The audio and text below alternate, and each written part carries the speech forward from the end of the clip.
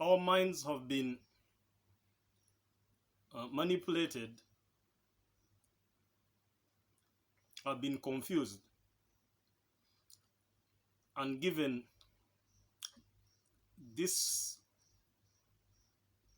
20 year, let me take it further and say this 90-year snippet of tyranny, of European tyranny, as the basis for us to extract um, meaning and our purpose. But this 90-year of the invaders, this 90-year period of the colonial invaders, is not the African history. The African history is way longer than that. And Africa has faced way more invasions than, you know, way more invasions, not just this colonial invasion. But Africa has remained strong because we always went back to our true memory, to our true history and our true roots embedded in the history of Africa. And that's why colonialism was almost effective, because you can see what is in Churchill's head. Colonialism was aiming at detaching the future from the history. And it was almost successful. But the crop of leaders that I told you about that emerged in the 80s, I've showed you that clearly they got some things wrong. And the African culture was too strong for them to, they underestimated the metaphors of the African stories that kept within the blood and the stories and the myths and the sayings of the African people, because they were unable to totally eliminate African local dialect. It was a plethora of languages. But let me tell you something about memory. People don't understand what memory is. Oftentimes, people think memory or history, the purpose of history is to remember the past. And so, when parents are narrating stories, it's like entertainment. It's the same question with the confusion among people who wonder why do people go to church.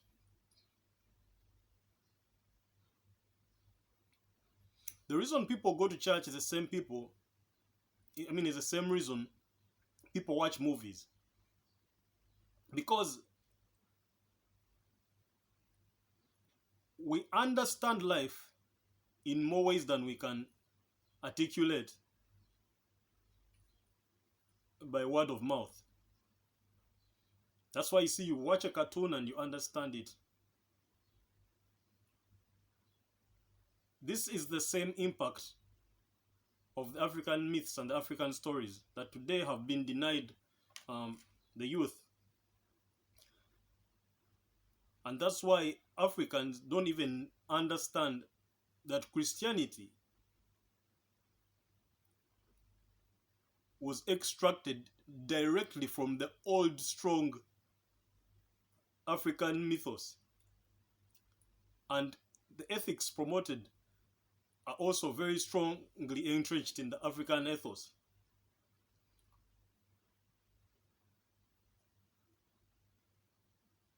And if you looked carefully, you would see all these divine lessons very much embedded in the African stories.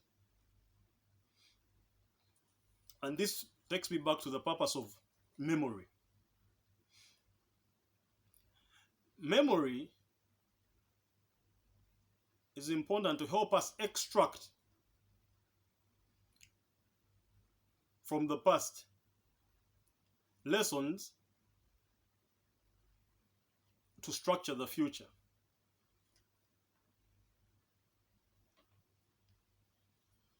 And so if the African youth are going to transcend colonialism,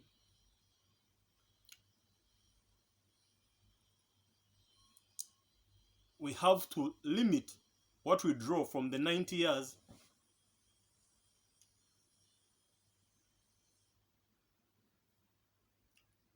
of colonialism and look into what we can draw from the 4,000 years of Africa before colonialism.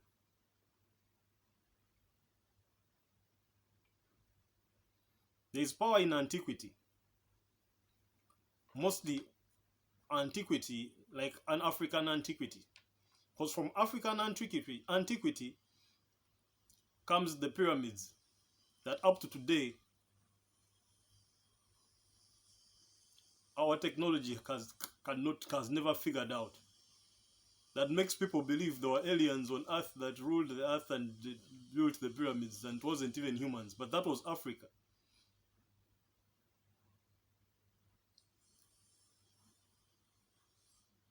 And if only the white man knew that the pyramids, as big as the Egyptian ones, are not only in Egypt, but they are also hidden in the multiple different hills within the motherland, they would have much more respect for Africa.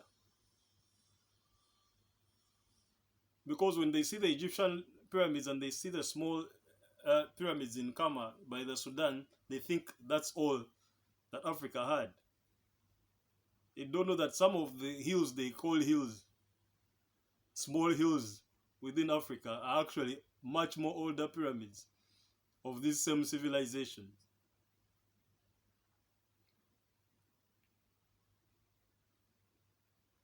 The gold that you see from Africa deep in the ground is a wealth that was preserved by this strong African history that was stolen from you.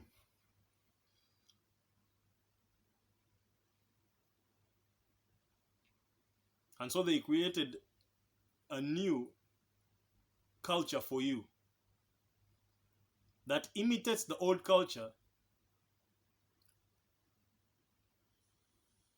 but is harder to properly discern.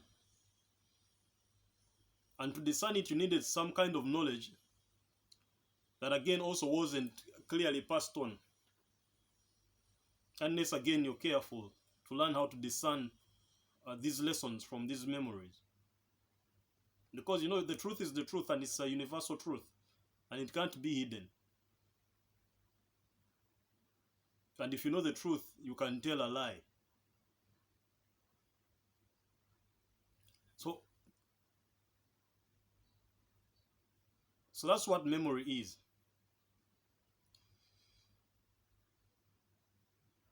And also, speaking more about memory, this is also why children play. Children play to negotiate and extract order, you know. Peer pressure. What is peer pressure? Peer pressure is how teenagers morph themselves into what you turn out becoming. And that's why you need to be careful with peer pressure, because if you're surrounded by the wrong peers, you might head the wrong direction. It's the same fundamental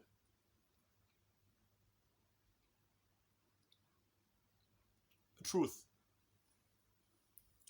That negotiation within memory is the same negotiation within games. It's how you practice the future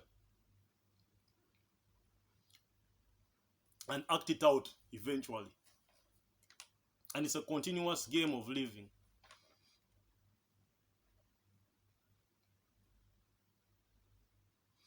Now, life in general is unbelievable suffering.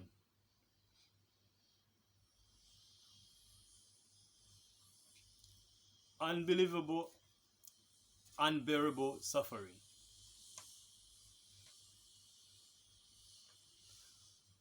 And the purpose of our existence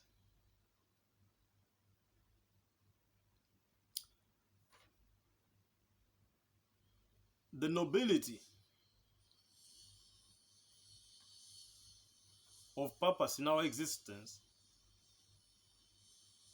is to contend with this suffering.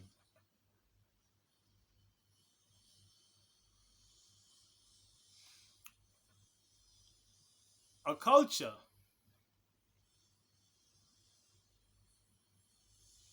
without this purpose suffers. And that's why today Africa is suffering.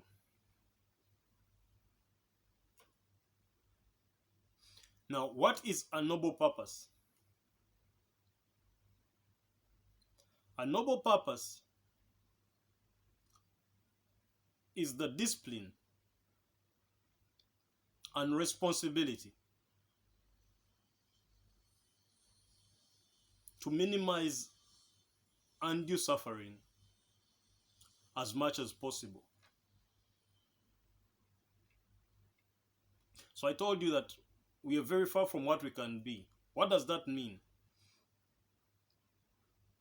That means that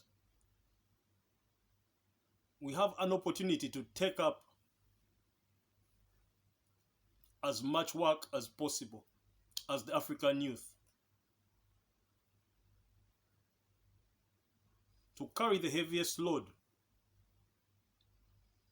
to take up the most responsibility,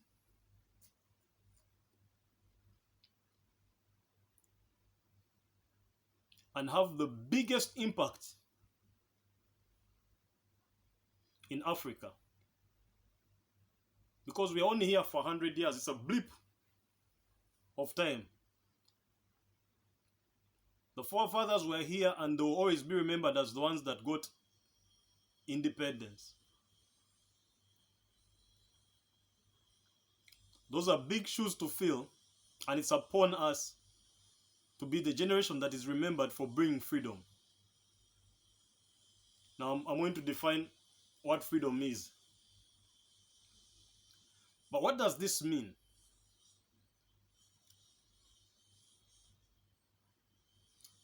That we need to transcend ourselves into this freedom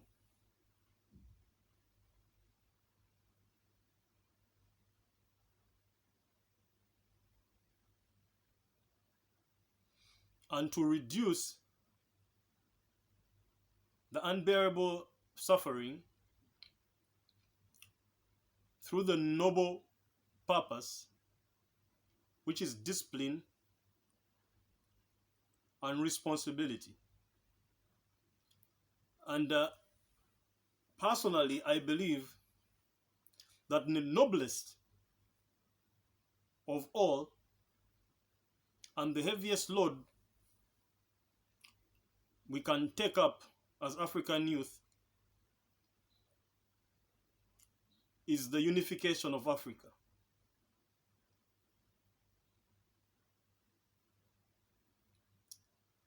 When you wake up in the morning and you look at all the suffering in Africa, the wars, the killings, the corruption, the bad leaders, the warlords, the armed militias,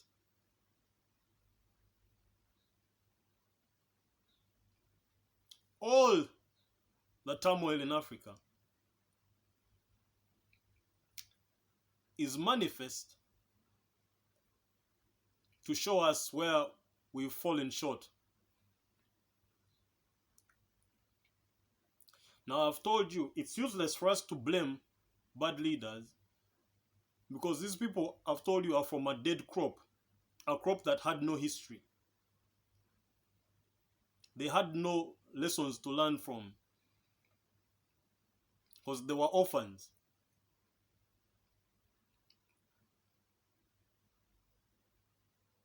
Totally detached from who they are. But that's not an excuse that we have, the youth of today. Because technology has given us access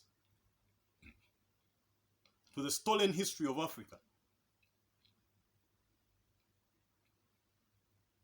Technology and this development has allowed us to fly into these European countries and see our history in their museums. Has allowed us to traverse Africa and see the greatness that we had. I mean, it's corpses mostly and fallen castles, but they exist.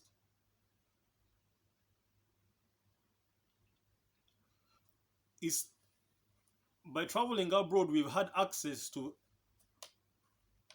suffering that has enlightened us on how to decipher, how to discern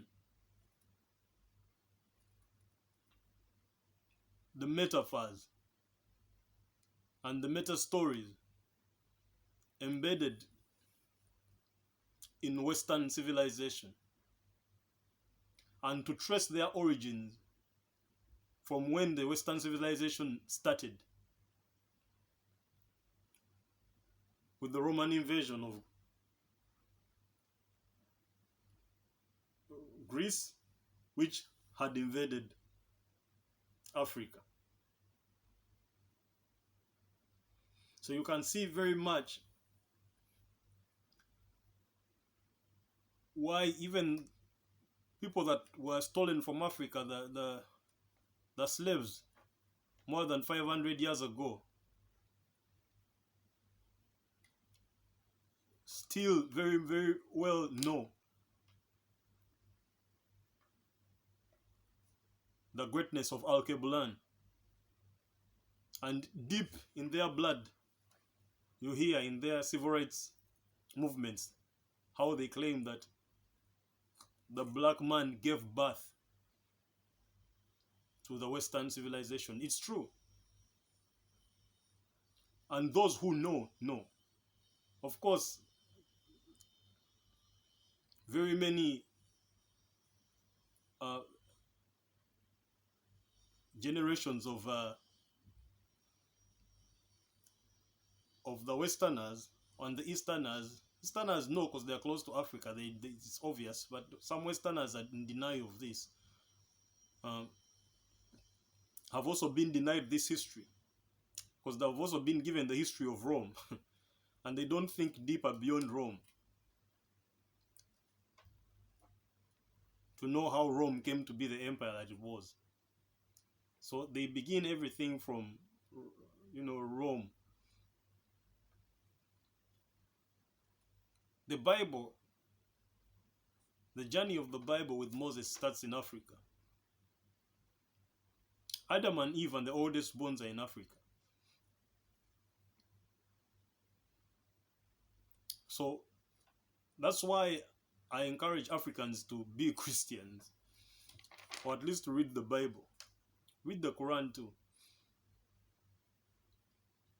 But the Bible, because the West is now the strongest power. So that means that they got the most fundamental truths of the two. Even though, the books are all similar. With those three monotheistic faiths: Judaism, Islam, and Christianity.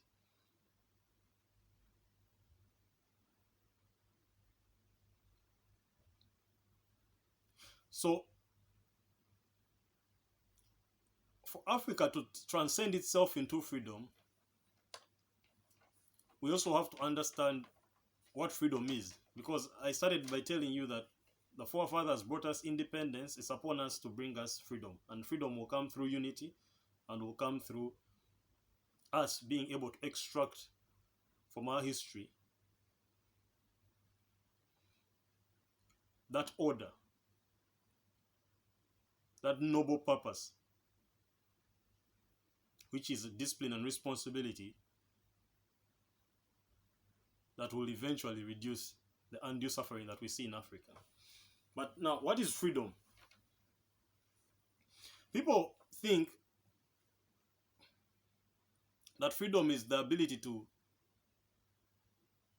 implement your whims, do what you want. But that's a devil's statement.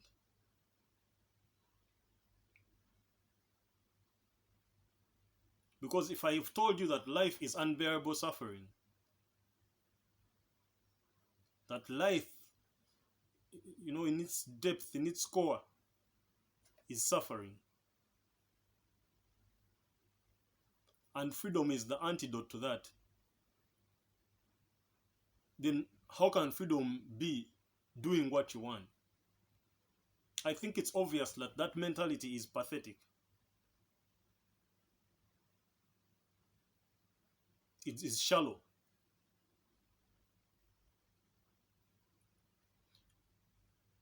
Because what freedom really is, because doing what you want is just, it's momentary freedom of the moment.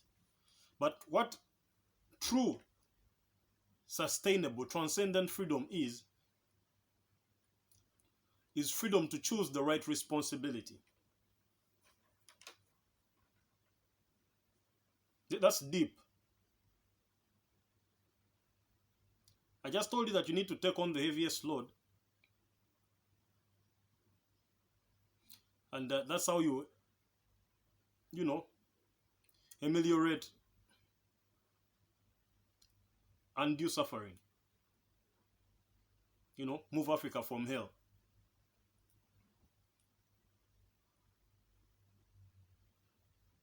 But I also just told you that sustainable freedom is the freedom to choose the right responsibility.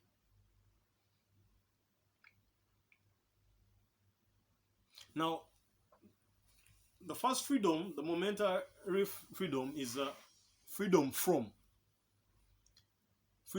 responsibility. That's why you see human rights advocacy is sweet.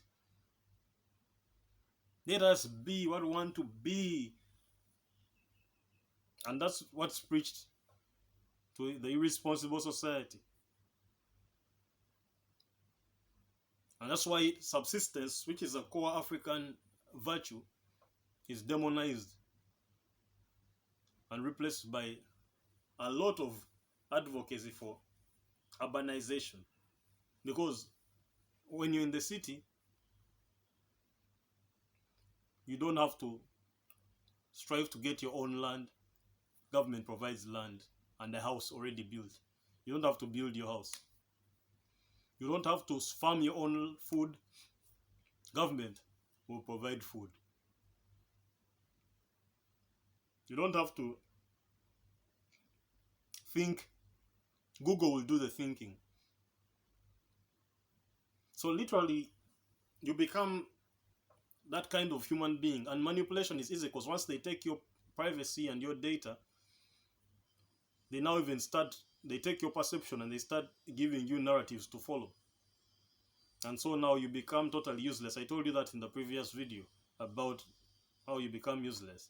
But maybe a brief recap on that. I told you how, for example, the lockdown, the COVID lockdown, is bringing to light that complacency and how it has led you to losing your civil liberties, and how it's being cemented by the lockdown denying you your responsibilities and virtue, and thereby making you less sovereign and undeserving of those rights that you liked so much, that you thought you had. Because you thought life was about chasing rights, happiness, momentary freedom, instead of responsibilities, sustainable freedom.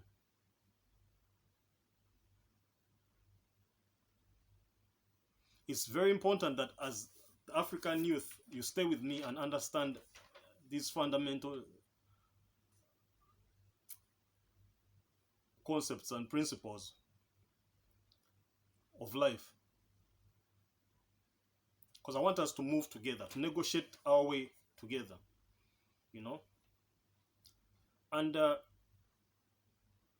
if you misunderstand freedom,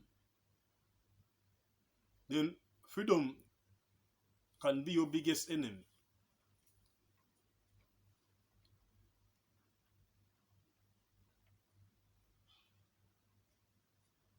Because if you choose the wrong freedom, you become your own enemy and it will take you down. That's why Africa today is eating itself from within.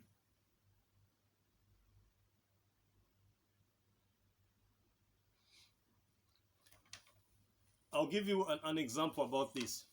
To become a doctor, you sacrifice impulsive gratification, you know. It's tough. You know, it takes, I think, an average of 7 to 8 years, but that's even just the first one. Then you go for masters. To be a good doctor, it might take you about 15 years of studying. Studying very difficult concepts, phenomena, and physical concepts, and specializing. It's a very complicated endeavor, and it's a very heavy burden, you know. But once you become a physician, then you realize that it's a noble enterprise. You realize that it was a right responsibility to pursue. Because people reward you socially, you know, and all the needs that you had begin to be fulfilled. Like when you see yourselves saving lives and saving people, you know. It's not the other way around, that you make money and then you know, because we've seen what money alone can do. For example, people who win lotteries, we know these all end up as depressed people. You know, riches without responsibility is one example of dangerous freedom. And you can see with cocaine addicts, when they hit lotteries, they die. Sometimes poverty helps you to stay alive, because it helps you, because it's what you deserve. But it's okay, it's just a level of existence. And so you can still be happy, you can still, you know, but you're at that level, you're just getting what you deserve. To change that, you take up more responsibility.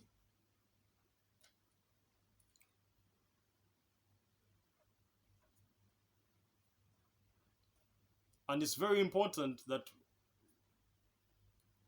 the youth today, we start taking up responsibility. And it's tough,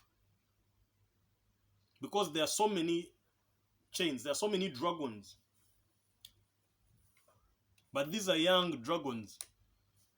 Because we had a dead generation ahead of us, we are dealing with slightly older dragons than the dragons that would have normally had to deal with. But they are still small dragons compared to the dragons, for instance, that the forefathers that brought independence dealt with. So we have no excuse. And it's pathological to think that, oh, life is too tough, so we need to sit back and give up. No,